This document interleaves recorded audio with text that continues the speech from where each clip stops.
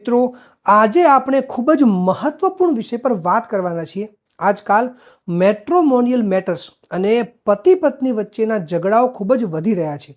હવે ઘણીવાર નાની નાની વાતોમાં વિવાદ એટલો વધી જાય છે કે સાથે રહેવું અશક્ય બની જાય છે।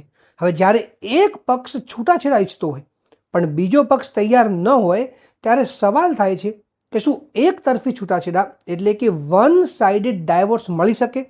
જવાબ છે હા, કાયદામાં તેની સ્પષ્ટ જોગવાઈ છે। આજે આ વિડીયોમાં આપણે હિન્દુ મેરેજ એક્ટ 1955ના સેક્શન 13 ક્લોઝ 1 મુજબના એવા 6 મુખ્ય કાનૂની કારણો વિશે વાત કરીશું જેના આધારે કોર્ટમાંથી એક તરફી છૂટાછેડા મેળવી શકાય છે। તો આ વિડીયોને એન્ડ સુધી જોવો અને જો તમે મારી ચેનલ પર નવા છો તો ચેનલને સબસ્ક્રાઇબ કરવાનું ના ભૂલતા। મિત્રો હવે એક તરફી છૂટાછેડાના 6 કાનૂની કારણો, એમાં સૌથી પહેલું કારણ છે ક્રૂરતા એટલે કે ક્રુએલ્ટી। હવે જો પતિ કે પત્નીમાંથી કોઈ એક બીજા પાર્ટનર પર શારીરિક અથવા માનસિક રીતે અસહ્ય ત્રાસ ગુજારે, જેમ કે શારીરિક મારઝૂડ કે હિંસા કરવી, માનસિક ટોર્ચર કરવું કે દારૂ પીને ત્રાસ આપવો, જીવલેણ હુમલો કરવો કે ગંભીર કાનૂની કેસમાં ફસાવવું, હવે જો આવી ક્રૂરતા સાબિત થાય તો પીડિત પક્ષ એક તરફી ડિવોર્સ એટલે કે વન સાઇડેડ ડાયવોર્સની અરજી કરી શકે છે। હવે બીજું કાનૂની કારણ છે એક્સ્ટ્રા મેરિટલ અફેર।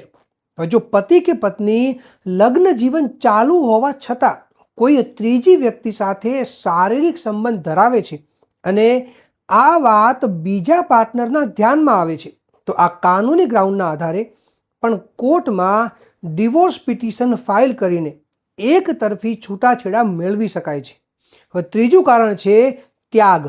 જો પતિ કે પત્નીમાંથી કોઈ પણ એક પાર્ટનર વગર કોઈ વ્યાજબી કારણ વગર અને બીજા પાર્ટનરની સંમતિ વગર સળંગ 2 વર્ષ કે તેથી વધુ સમયથી ઘર છોડીને જતું રહ્યું હોય અને પરત આવવા માંગતું ન હોય તો ત્યાગના આધારે છૂટાછેડા મેળવી શકાય છે। ચોથું કારણ છે સંક્રમિત બીમારી। હવે જો પતિ કે પત્નીમાંથી કોઈને એવો કોઈ ચેપી અથવા સંક્રમિત રોગ થઈ જાય, જેમ કે HIV, એઇડ્સ કે પછી અન્ય કોઈ ગંભીર સંક્રમણ બીમારી જેનાથી શારીરિક સંબંધ રાખવાથી બીજા પાર્ટનરના સ્વાસ્થ્ય કે જીવનને ગંભીર જોખમ ઊભું થાય તેમ હોય તો કોર્ટ આ ગ્રાઉન્ડ પર પણ એક તરફી ડિવોર્સ મંજૂર કરી શકે છે। અને પાંચમું કારણ છે ધર્મ પરિવર્તન। હવે જો હિન્દુ મેરેજ એક્ટ હેઠળ લગ્ન થયા હોય અને પતિ કે પત્નીમાંથી કોઈ એક વ્યક્તિ પોતાનો હિન્દુ ધર્મ છોડીને અન્ય ધર્મ જેમ કે ઇસ્લામ, ખ્રિસ્તી ધર્મ અંગીકાર કરી લે એટલે કે અપનાવી લે છે અને બીજો પાર્ટનર પોતાના ધર્મમાં જ રહેવા માંગતો હોય તો ધર્મ પરિવર્તનના આધારે એક તરફી છૂટાછેડા મેળવી શકાય છે। હવે છઠ્ઠું અને મહત્વનું કારણ છે અસાધ્ય માનસિક બીમારી કે પછી અસ્થિરતા।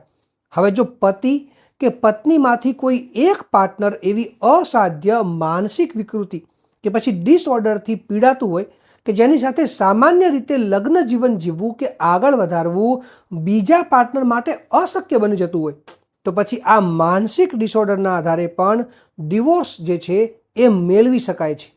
આ સિવાય પણ કાયદામાં અન્ય ગ્રાઉન્ડ્સ છે, પરંતુ આ 6 મુખ્ય કારણો છે જેના આધારે સૌથી વધુ કેસોમાં એક તરફી ડિવોર્સ એટલે કે વન સાઇડેડ ડાયવોર્સ મંજૂર થતા હોય છે।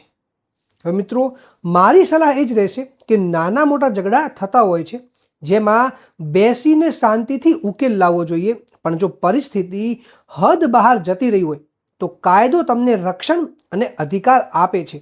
હવે જો તમને આ બાબતે કોઈ પણ કાનૂની પ્રશ્ન હોય, તમે વકીલ કે લો સ્ટુડન્ટ હો અથવા મેટ્રોમોનિયલ વિવાદમાં કાનૂની સલાહ લેવા ઈચ્છતા હો તો કમેન્ટ સેક્શનમાં તમે મને પૂછી શકો છો।